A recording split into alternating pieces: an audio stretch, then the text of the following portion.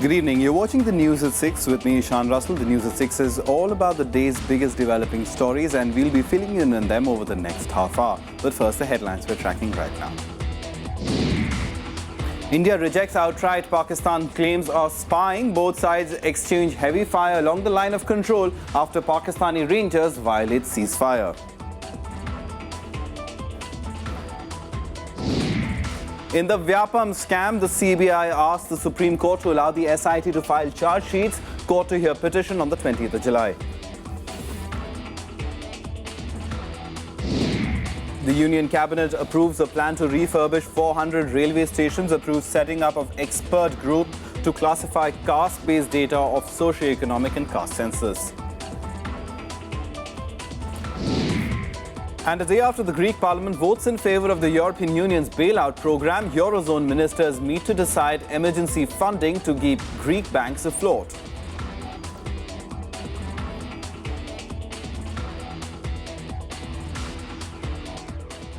Well, top story this evening, persisting India-Pakistan tensions in the backdrop of the fresh ceasefire violations took a new dimension today with a blame game over a drone that Pakistan claims it shot down in its territory near the line of control. Claims of spying and repeated ceasefire violations have sparked off a blame game that extends to a diplomatic war of words and plenty of political rumblings. The drone device at the centre of the latest India-Pakistan spat, as allegedly photographed near the line of control on the Pakistan side. Pakistan claims it shot down the drone on Wednesday as it flew over the LOC from the Indian side. Fuel enough for the diplomatic storm through Thursday. The Indian High Commissioner in Islamabad summoned and a protest lodged. Strong words from the Pakistan Foreign Secretary Ejaz Ahmed and outright rejection by India, pointing out it never used such a China-made spy device. Watchers have dismissed Pakistan's allegations, terming them another sign of its desperation. They are just blaming for all their local problems to India. Second thing, they are also trying to create some sort of panic in India. So these are the very old tactics, it doesn't work in the age of computer, in the age of information technology. The drone drama comes in the backdrop of yet another round of ceasefire violation by Pakistan, this time in the RSTV sector on the line of control in Jammu and Kashmir. There are reports of at least 3 civilians injured in firing a day after a woman lost her life. In New Delhi, Home Minister Rajnath Singh called an emergency meeting with Defence Minister Manohar Parrikar and External Affairs Minister Sushma Swaraj, with the government and army sending out a strong message on the ceasefire violation issue. The photograph of the drone in question indicates that it is not of Indian design, nor of any UAV category held in the inventory of the Indian Armed Forces. It appears to be of Chinese design and is commercially available off the shelf. The violations come days after Prime Ministers Modi and Sharif met in Ufa in Russia and signalled a possible rapprochement, and a day before Modi's Jammu visit on Friday, once again raising questions on Pakistan's intentions. Bureau Report, Rajya Sabha Television. And former diplomat Ashok Sajanhar joins us to help us understand, sir, as far as the relations between India and Pakistan are concerned. Now, they were expected to receive a fillip after what happened in Ufa between Prime Minister Modi and Prime Minister Nawaz Sharif. But this latest row threatens to derail that entire process, doesn't it? Well, I would think that we need to work on 2 parallel tracks. One is as far as the UFA decisions and UFA agreement is concerned, all of it in terms of meetings between the 2 national security advisors, meetings between DGMOs, meetings between DGBSF, Park Rangers, etc., etc. I think in due course we need to take it forward. But of course we have to be cautious and conscientious that there are these ceasefire violations. And in terms of atmospherics and in terms of providing the right atmosphere to take the negotiations, to take the talks forward, of course it does vitiate the atmosphere somewhat. All right, but that vitiation of the atmosphere, why is that happening? Why is perhaps Pakistan speaking in two voices? Because on one hand, there's always the talk of friendship and people-to-people connect, etc., and the talks of moving forward diplomatically. But even in the Foreign Office side, even what the NSA Sartaj Aziz had to say a few days ago, given all that, the voices from Pakistan seem to be many and very different in nature, don't they? Especially what the Pakistani army or the Pakistani Rangers are saying with their guns. I think what we are used to multiple voices emanating from Pakistan all the time. I think it's not the first time. And one could only really speculate to say that when the agreement in UFA was reached, maybe the security establishment, whether it is the army or the ISI, they were not particularly happy with the contents of that agreement, because it seems to suggest that India got all that it wanted in terms of moving the dialogue forward in a limited manner. It was not the resumption of the composite dialogue as Pakistan would have wanted. There was no reference to Kashmir, there was no reference to Siachen, there's no reference to Sir Creek, etc., etc. Those are security-related issues which are very dear to the Pakistan security establishment. So there would have been that anxiety and that wariness. And I think one could imagine, one could think that the outburst of Sartaj Aziz and what we have seen in terms of the events at the border today is some sort of a reaction to that. Of course, one also needs to realize that both the Pakistan security establishment, particularly the security establishment and the civilian government, want to ensure that there is peace on the eastern border of Pakistan, that is on border with India, because they are very heavily, fully engaged on the western border.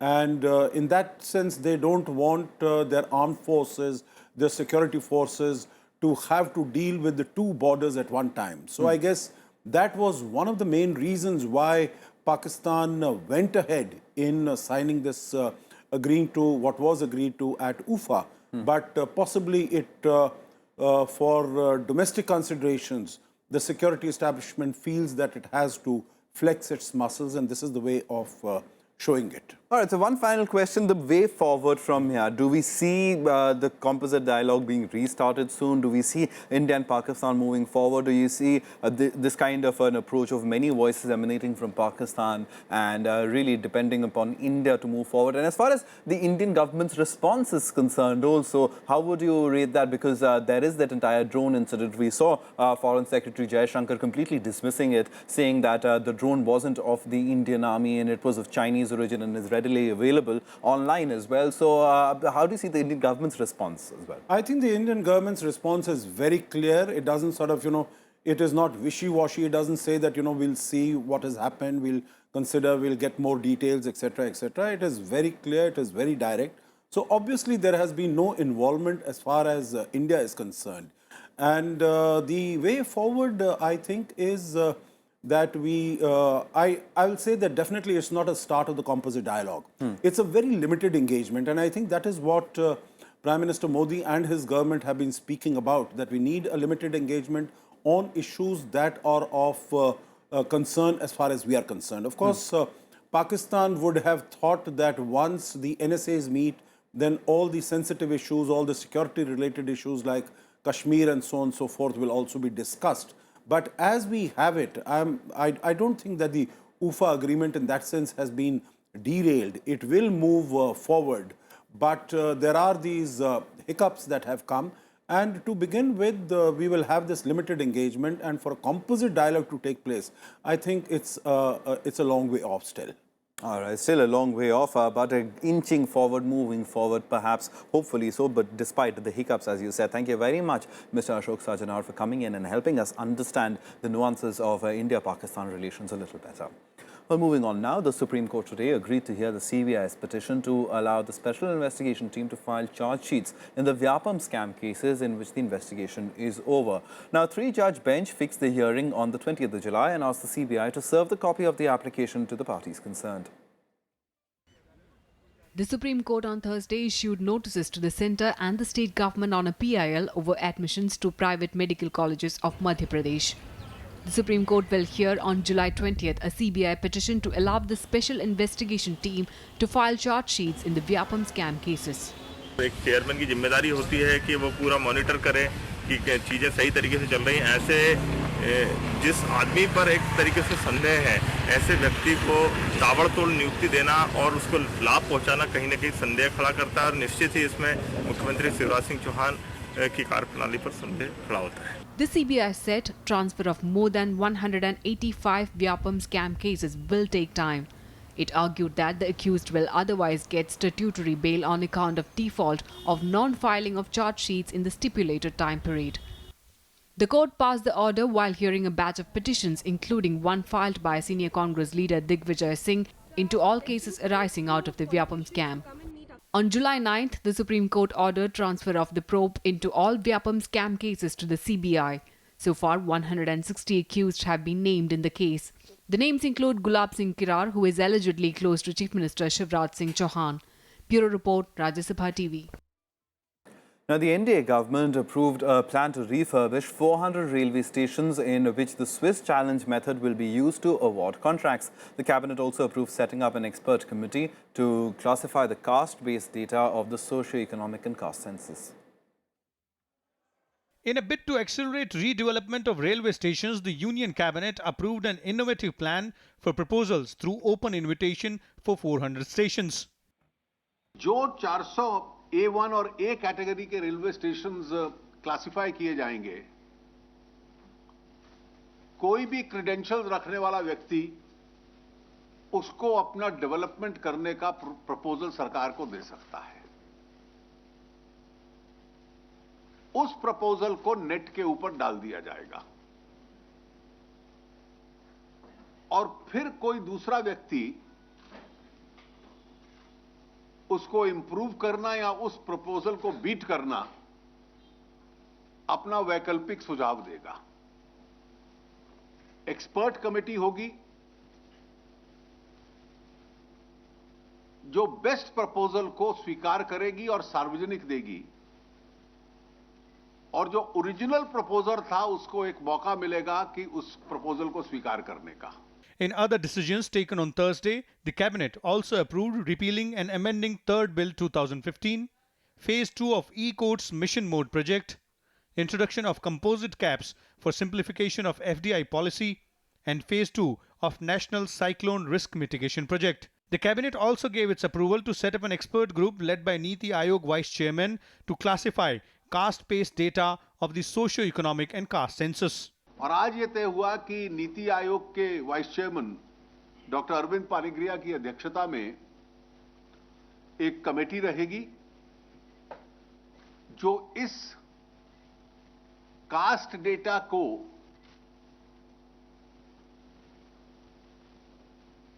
Classify करेगी और फिर जो उस उपयुक्त समय पर यह कार्रवाई जब पूरी हो जाएगी इसको सार्वजनिक किया जाएगा। The Cabinet Committee on Economic Affairs also gave its approval to 6-laning the Eastern Peripheral Expressway in Haryana and Uttar Pradesh and the creation of an interstate transmission system in Andhra Pradesh, Gujarat, Himachal, Karnataka, Maharashtra, Rajasthan and Madhya Pradesh. Vishal Dahiya, Rajya TV, Delhi. Time for us to take a very quick break, but coming up on the other side, the NDA has launched its poll campaign in Bihar with party president Amit Shah kicking it off. More on that on the other side.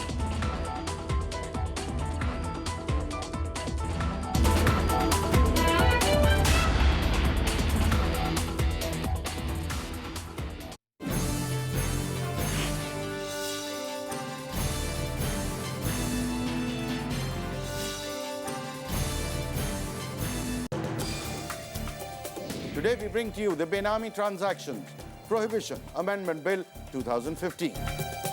I feel that there's a lot of overlapping and there may not be any certainty of the action that may be taken under this act. If we have to challenge the bill or the act on the basis of saying that it's a retrospective effect, you have to show that the offence was not a continuing one. Watch Law of the Land Saturday at 6:30 p.m. on Rajya Sabha television.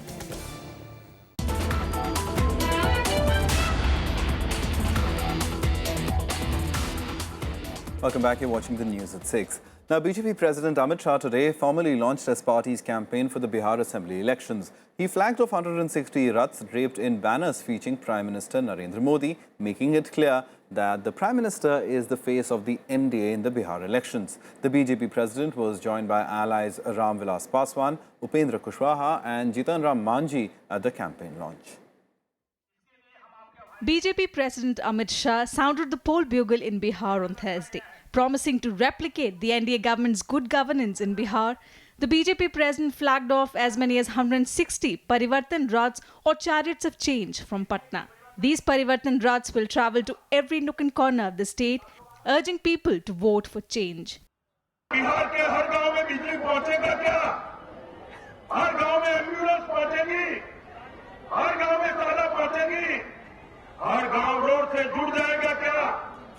Bihar के बेरोजगार को नौकरी मिलेगी क्या? बिहार के अंदर उद्योग लगेंगे क्या? किसान के उत्पादन को, धान और गेहूं को सरकार के द्वारा खरीदा जाएगा क्या?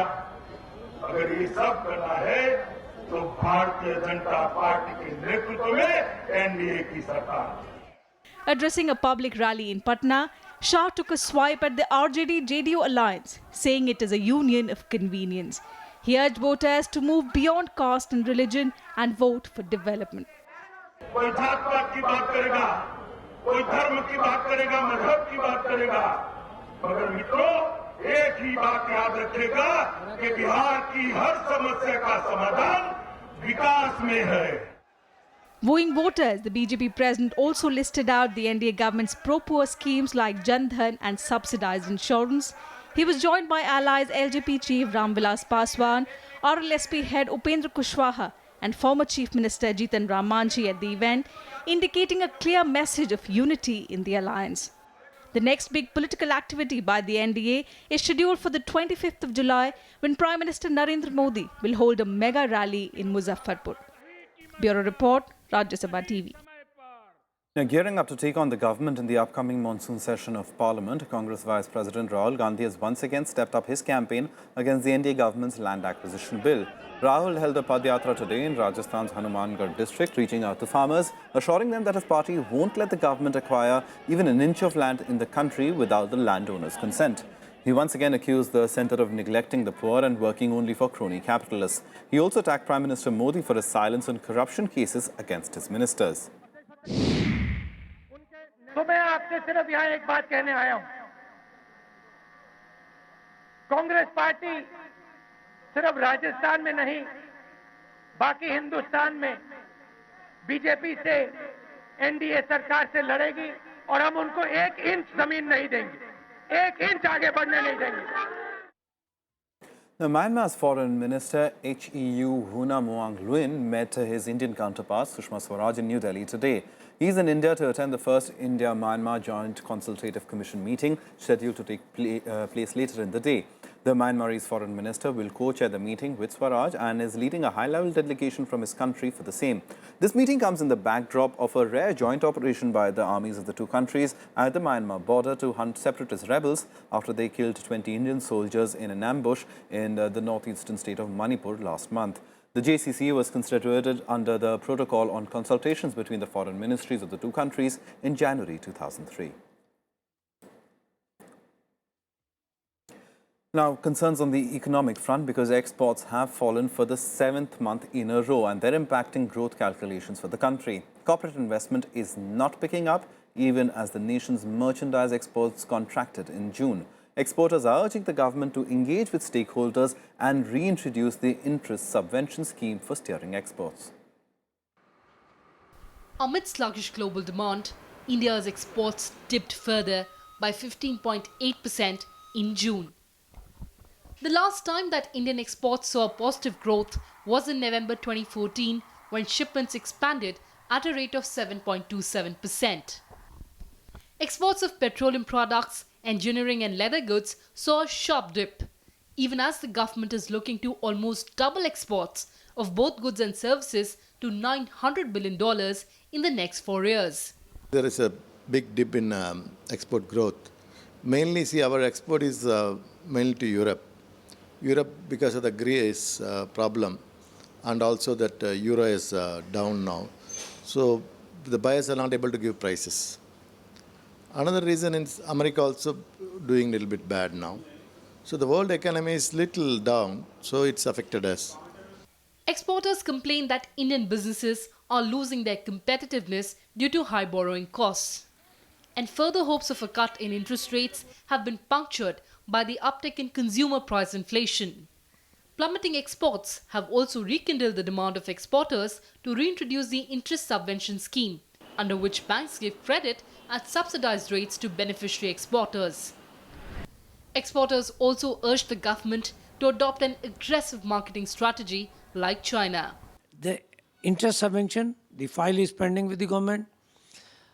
There is a very depressed feeling with the exporters. Exporters at the moment feel that probably the government is not very serious for the promotion of exports or for increasing exports from the country. Imports also contracted during June by 13.4% on the back of falling crude oil prices and lower gold imports. While a smaller import bill bodes well for the economy, depressed exports are not helping matters at all. Lifting of sanctions against Iran offers one bright spot and could boost India's exports by over a third to $6 billion this fiscal. But efforts to accelerate an export-driven growth to over 8% in 2015-16 are fraught with many roadblocks. Kriti Mishra, Rajya Sabha TV. Let's get you some more updates from across the country now nationwide. Prime Minister Narendra Modi's visit to his Lok Sabha constituency was cancelled today due to heavy rains and the electrocution of a worker at the venue of his public meeting. This is the second time in about 3 weeks when Modi's Varanasi trip has been postponed. 4 people were killed and 3 were injured in a cylinder blast at Santa Cruz in Mumbai today. The blast took place in a slum in the Golibar area of Santa Cruz. 1 person was injured in fact, the 1 person who was injured sustained about nearly 90% burns in the mishap, was rushed to the Kasturba Gandhi Hospital. The Lucknow bench of the Allahabad High Court today has ordered a CBI probe into the charges of corruption and irregularities against former Chief Engineer of the Noida Authority, Yadav Singh. The Uttar Pradesh government suspended Yadav Singh in wake of an income tax raid at his residence last year that unearthed crores in cash and jewellery. The army today foiled an infiltration bid along the line of control in Poonch district of Jammu and Kashmir. Army troops guarding the border line were fired upon the militants who were trying to enter the Indian side along the LOC and foil the infiltration bid. The BSE Sensex and the NSE Nifty headed towards their highest close in 3 months, led by gains in financial and energy stocks on the hopes that a fall in oil prices due to the Iran nuclear deal will lower import costs and interest rates. BSE Sensex gained 248 points to close at 28,446 and the Nifty gained 84 points to close at 8,608. Well, some international news now. Eurozone ministers are meeting today on an emergency funding to keep Greek banks afloat, a day after the Greek parliament voted in favour of the EU bailout programme, despite strong opposition to the measures from within the ruling party itself. Now, the ministers are to discuss steps forward in negotiating the bailout. The European Central Bank will also consider easing a funding squeeze on the Greek banks towards allowing them to reopen. Κύριε Πρωθυπουργέ, να κρατάτε στην κυβέρνησή σας αυτούς που σας καταψηφίζουν. Και δίπλα από τους πολιτικούς συνωμότες οι ιερείς του λαϊκισμού.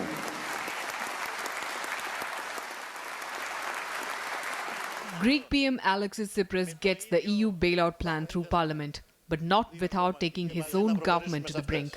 38 of his own MPs voted against the reforms, though watchers say his government will likely survive.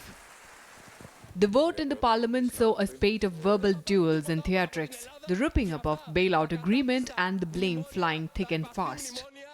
Είμαι ανοιχτός να ακούσω τις εναλλακτικές επιλογές. και μαζί να προχωρήσουμε σε αυτές.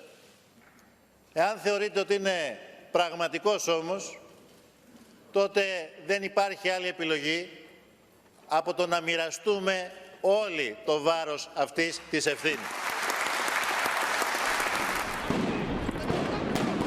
Outside the parliament too, the heat was on. Thousands marched in Athens protesting the austerity measures.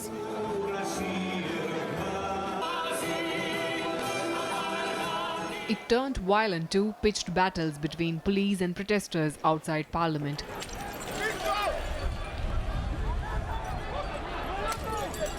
For the common man, any possibilities of banks reopening after multiple rounds of talks offer the only hope. It's been 2 weeks since the restrictions kicked in. Και επειδή είμαι και στην τράπεζα 30 χρόνια, το καταλαβαίνω απόλυτα.